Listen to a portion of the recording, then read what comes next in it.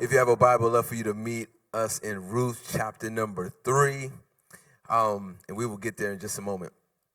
I saw a video this past week of one of my former NFL teammates, maybe my most famous teammate, and he's now coaching in college at a very large university, and he is an amazing dad. Shout out to all of our dads on Father's Day. Amazing dad, amazing father figure to so many, and he has a deep love for young people. And in this particular video clip, there's a young man who's making his case for why he should be playing a different position on the team. And he's actually upset that he is in a position that he's been moved to that he's not really in love with. And my former teammate, who is the head coach of this team, and in the video there's another coach with him, and they're trying to explain to this young man what they see in him. And they're trying to give him a vision for what he doesn't currently see in himself right now. And they say to him, you can't see it, but on this coaching staff, we have over 60 years of professional football experience. And so we are giving you a vision into what we see for your future. And we believe in you so much that we're going to switch positions because we think that it's going to be the best thing for you. And we are also willing to disappoint you because we believe in you. Now, that's just a side note right there for somebody right here at the beginning of this message, that sometimes we love people by disappointing them. We love them by pushing them and challenging them and nudging them in a direction that maybe they don't want to go in. And they don't want to do it. But that takes courage, it's risky, and I'm so glad that in this particular situation, this story that I'm talking about, that it actually ended up being a major setup for this young man who was just named the 2026 National Football Player Association Black College Football Pro Player of the Year. Now, I don't know if there's a longer name for an award, but that's the name of the award. But basically, he was given this award for how he transitioned to the professional league and then is having a great start to his career. Why did this happen?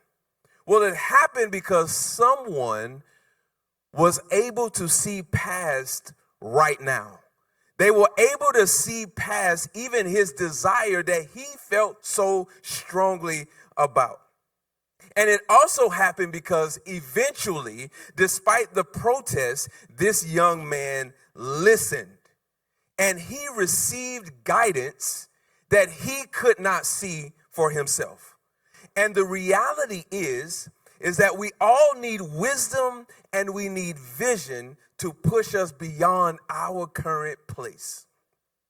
We're continuing our series, Steadfast Love, this weekend because this is what we see in Ruth chapter number 3. Naomi, loving her daughter-in-law, Ruth, they're both widowed, and they're both trying to survive in a situation that is not good for them. They've lost both of their husbands, and widows would have been the most vulnerable people in the population next to children.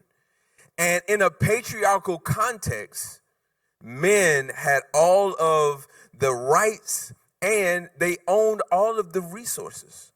And widowed women would have been unprotected. And it was very difficult for a widowed woman to survive in the culture.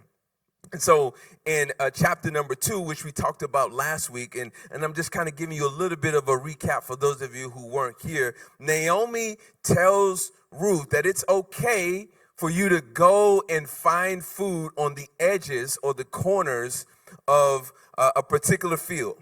And just to remind some of you who were here last week and to help you guys understand some context for those of you who weren't, Deuteronomy 29, there is a law that states that field owners are not to harvest the entire field. They're not to take everything from the field, but they're actually supposed to leave the corners of the field and portions of the field for the widow and the poor. This is God making provision for the widow and the poor. And as a result of this happening, Ruth meets Boaz, who owns the field that she goes to get food from. And Boaz looks out for her. He grants her an opportunity for provision and protection according to the law, but he also goes beyond that by how he engages with Ruth and how he specifically makes sure that she is okay. Now, Naomi, her mother-in-law, knows that Ruth's future is uncertain. And so what she does is she coaches her on what her next steps should be. Even though Ruth has the law on her side and Boaz has shown kindness to her, Ruth knows that she is a widow. And not only is she a widow, but she's also an immigrant. She's a foreigner, which means that life for her is going to be inconsistent and very hard, which is why in Ruth 1, Naomi tried to push her away and say, you need to go home, sis. You need to go to your family, because she knows that that's going to be easier for her. But then we pick up the story in Ruth chapter number 3. Ruth is still hanging on with Naomi, and Naomi says, hey, I want to give you some instructions around like what is going to happen next, or what should happen next for you. So let's pick this up in Ruth chapter 3, verse number 1. It says, Ruth's mother-in-law, Naomi, said to her, my daughter, shouldn't I find rest for you so that you will be taken care of? Now, isn't Boaz our relative? Haven't you been working with his female servants? This evening, he will be winnowing barley on the threshing floor.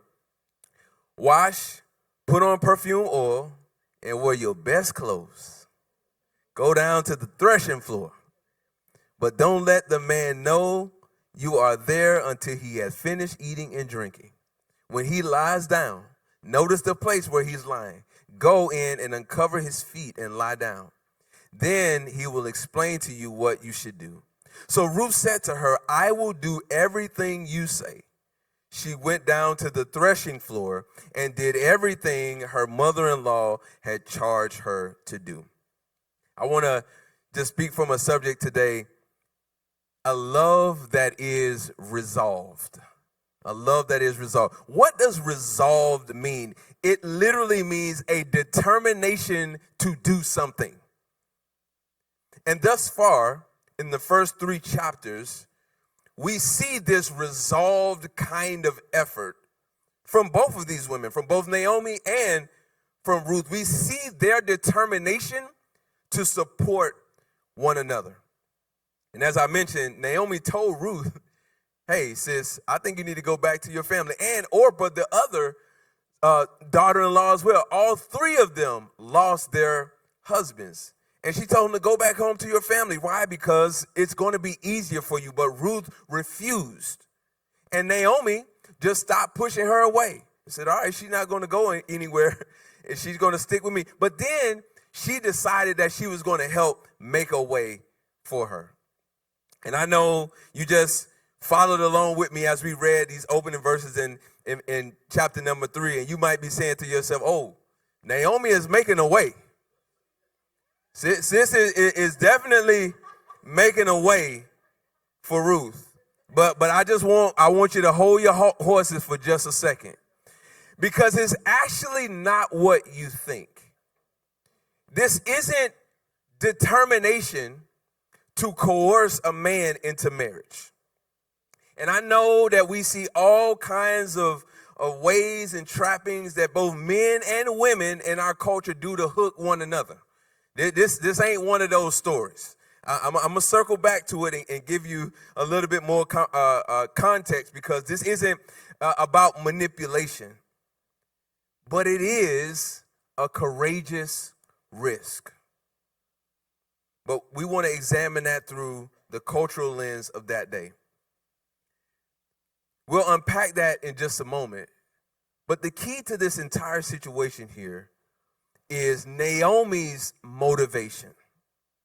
And what makes love such a powerful force for good in the world is motivation. And that hits very different when the sacrificial efforts are made on behalf of other people. When the motivation and the effort that you invest in, or the things or the lengths to which you go, don't directly benefit you. As a matter of fact, sometimes they inconvenience you and make more work for you. It just hits different when someone does that and we see that the motivation is actually unselfish. And this is the central point of this message today. And this is what we see out of Naomi. So if you're taking notes, this is just the central theme of what I want to talk about today. A love that is resolved is determined to make things right. That's what a resolved love does.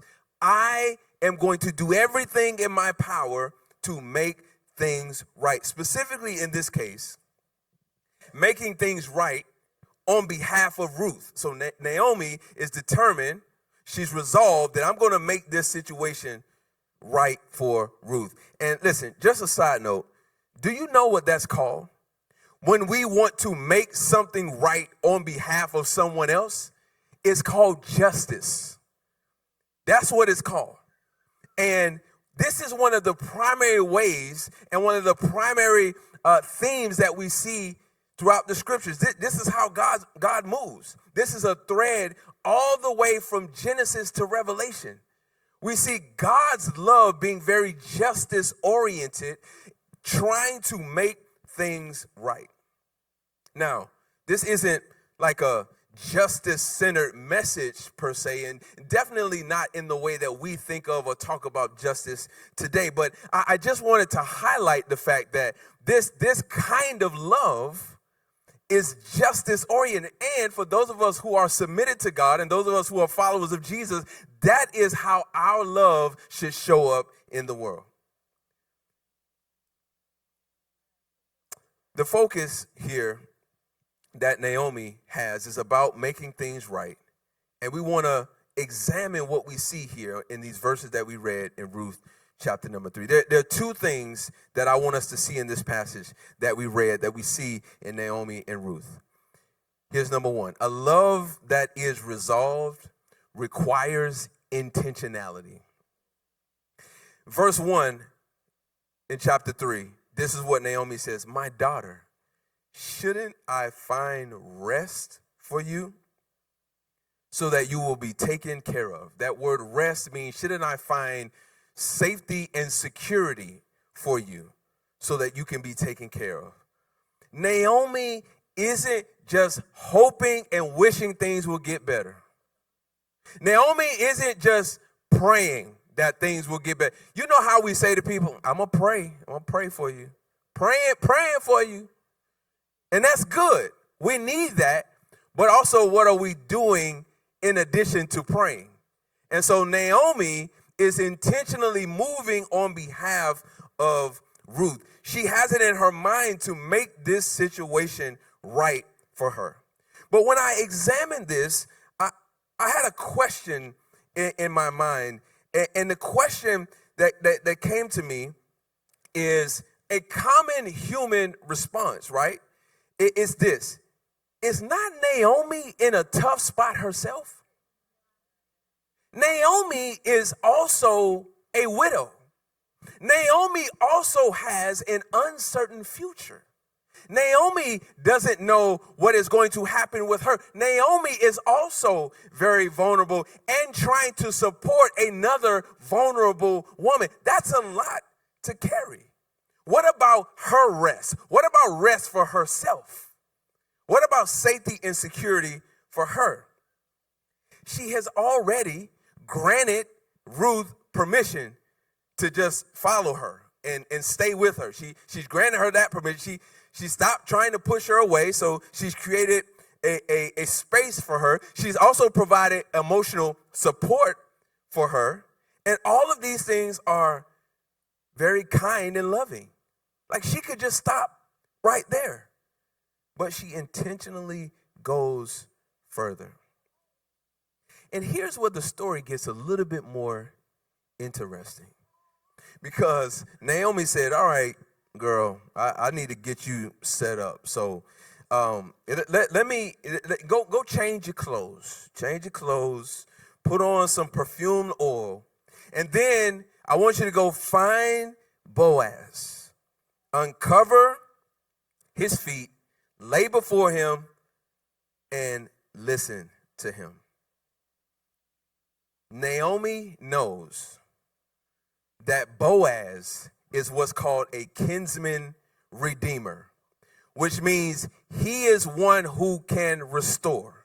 So this isn't some scandalous, kind of thing that Naomi has come up with. This isn't some Lifetime movie special, kind of deal. No, this is not that. Naomi understands what's supposed to happen and what can happen, and she is laying out a plan for Ruth. And the kinsman redeemer is a relative who could restore things or make things right within a family. And there were several ways that this could happen. All right. You could buy back a person's freedom. So if someone in your family was a slave, you could buy them back and pay off their debt. That's one way. Another way is you could buy land back. Maybe that was taken or that was lost. They could buy land because that was significantly important for people caring for themselves. Or thirdly, you could marry a widowless, marry a childless widow. And so what Naomi understands is that there is a redeemer who is available.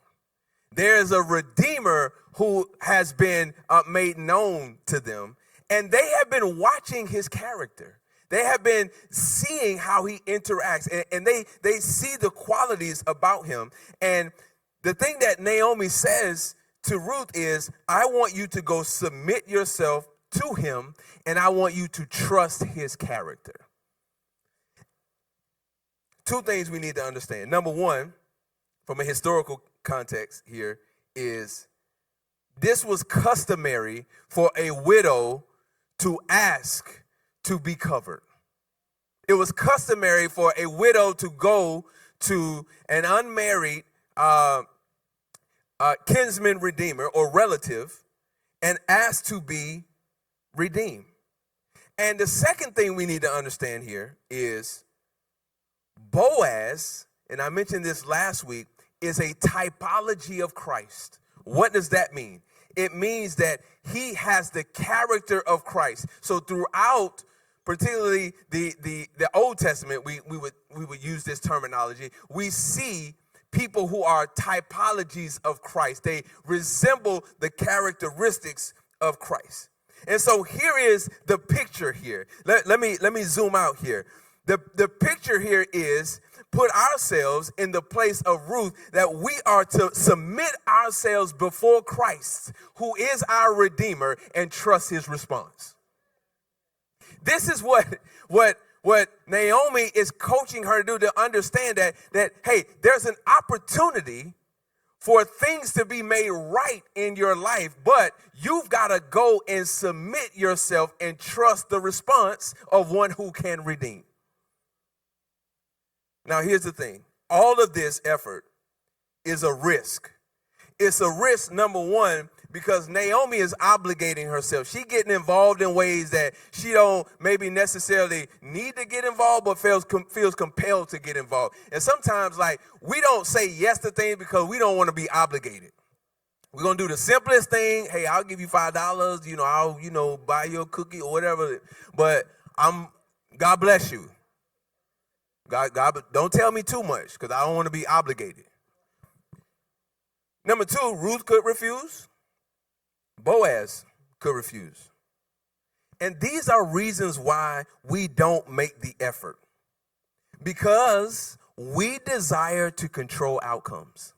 And so here's the thing. If we can't guarantee the outcome, or we've been disappointed previously, or we've been let down, or the situation is already hard enough, I can't take another letdown. I can't take another disappointment. So I'm just going to be conservative and keep matters in my own hand. And because I want to try to control the outcomes.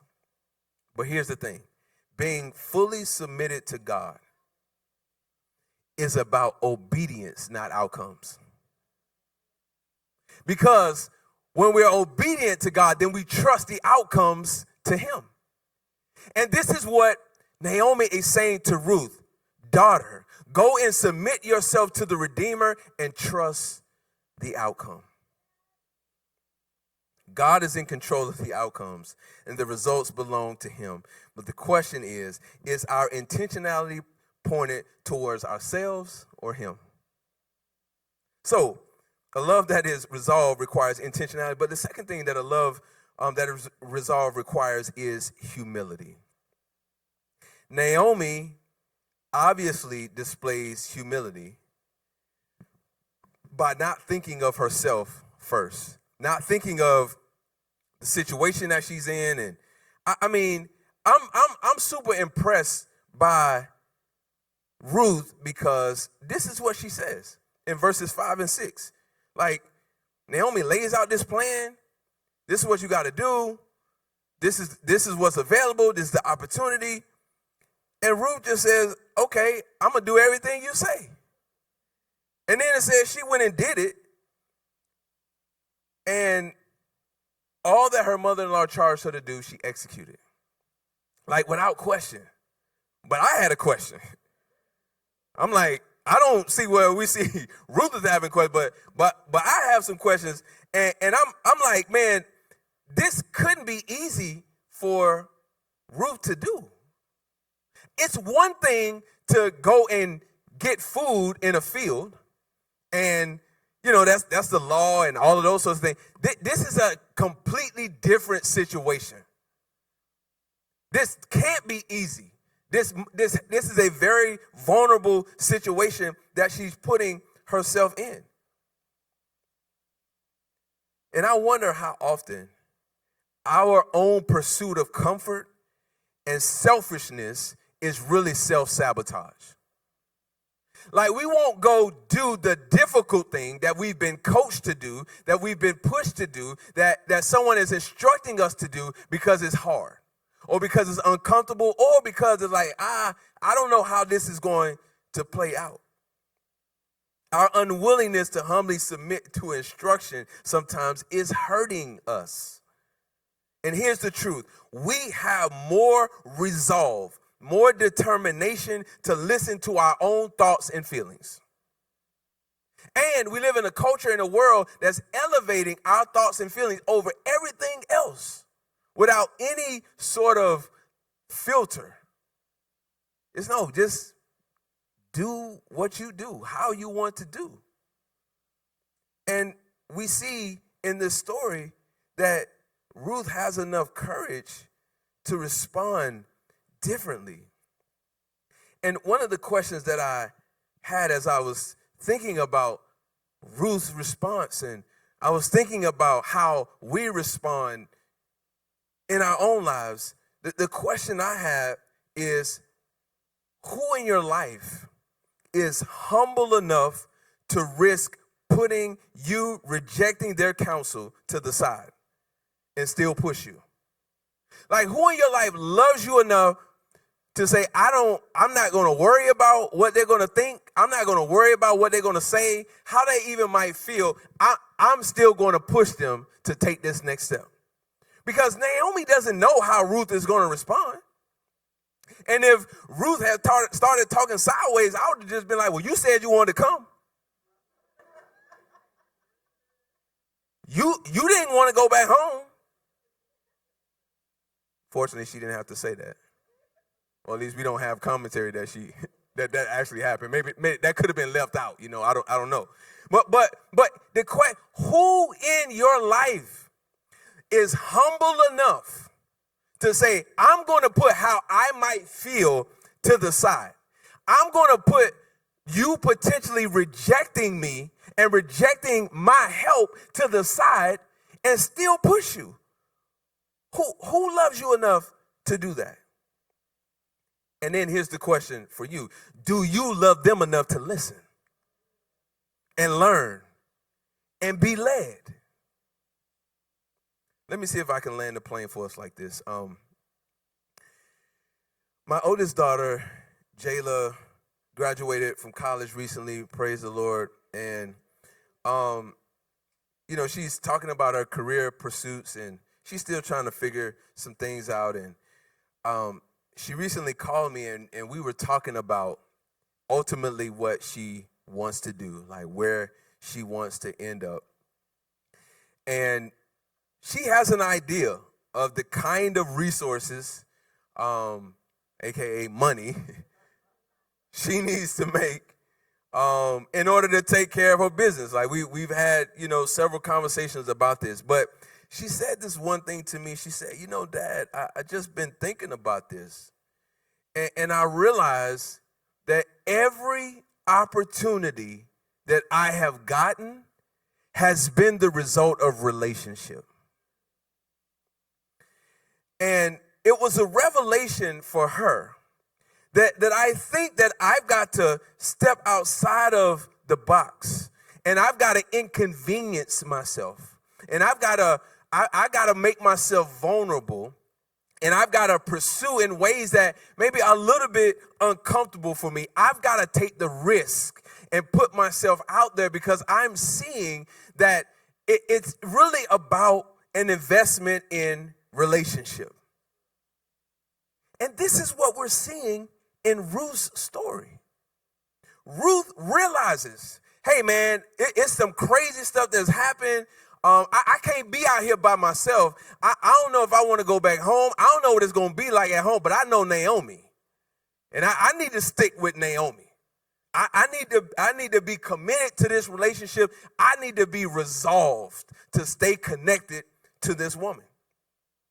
And then Naomi, she knows that the law gives Ruth access to sustenance, but not security. She can get food, but she ain't got no family. And so she's like, hey, I need to make sure that I can help this young woman take another step towards getting security in her life. And so what Naomi does is she resolves to do more than help Ruth get resources. She said, you need a relationship. Because what God has for you is not going to come in this relationship with us, but it's going to come through a redeemer. It's going to come through the kinsman redeemer. And this is important for us to understand today. Those of us who are submitted to God and those of us who are followers of Jesus, it's significant for us to understand what we see Naomi doing, because part of why this is important is because we don't need to be people that are just focused on a hand out, but a hand up. That's what this is about. Anybody can go and give money or do a little service project. And I'm not saying that those things are not significant. I'm not saying that those organizations couldn't use the support. I'm not saying that the money we give doesn't help. But you know what's more beneficial and meaningful? Is when we go all in. And we are really involved in helping people take the next step. And why wouldn't we, people of God, why wouldn't we be known for that when that is what God has done for us? Why wouldn't that be our reputation? that this is the kind of resolve that we show up with in the world. That we would be willing to inconvenience ourselves on behalf of someone we don't know, when Jesus did the same for us. Inconvenience himself. And not just inconvenience himself, but literally died for us.